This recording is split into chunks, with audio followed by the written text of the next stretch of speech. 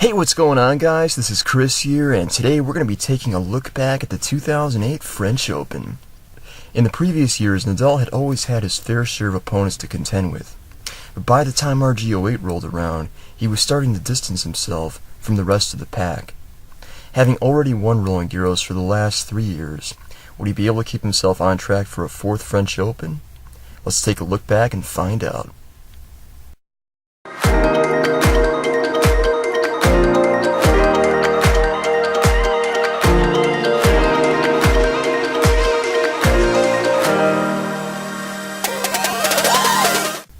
The 2008 clay court season was a particularly interesting one for Nadal.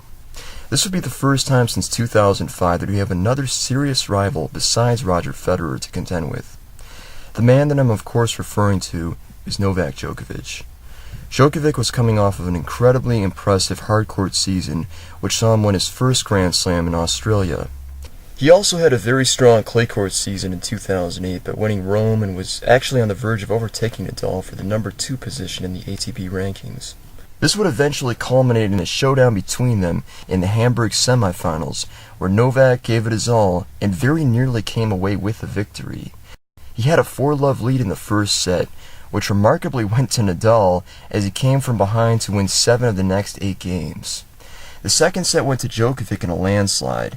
And then finally in the third, with the number 2 ranking in the world on the line, Nadal was able to fight his way back and seal the victory. In the finals, Nadal would square off with Federer for the 2nd consecutive year.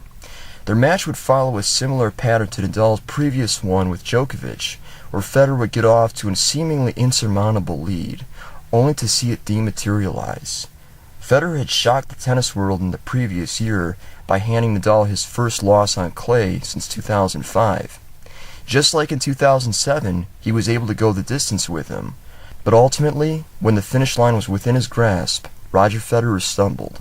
He was unable to deny Nadal, and with 3 of the past 4 clay court events going in the direction of the Spaniard, it was obvious that Rafa would be the favorite to win a 4th Roland Garros.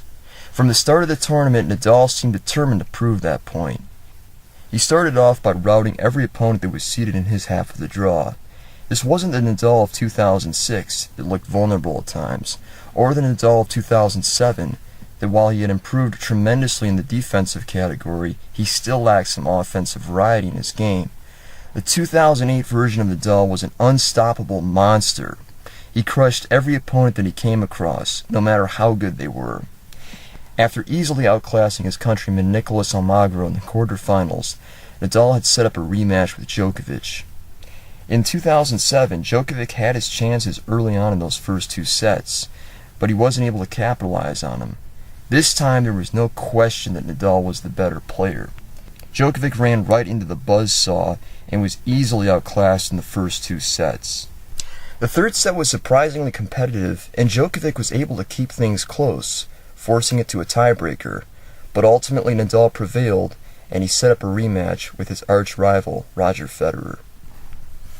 In all the years leading up to this point, Nadal had never been able to win Roland Garros without the loss of at least 1 set. But this time would be completely different as he bum-rushed Federer right from the start. Roger easily lost the first set 6-1, and while he had a brief period of time in the second set where he was competitive, he still dropped at 6-3. From there, the match may as well have been over. Roger lost the third set 6-love in record time and fashion. Nadal might have beaten Roger in other years, but this was different. He flat out annihilated him. This was the last time that I ever believed that Roger Federer could beat Nadal at the French Open. After watching this, it was very clear that he didn't have the game to do it.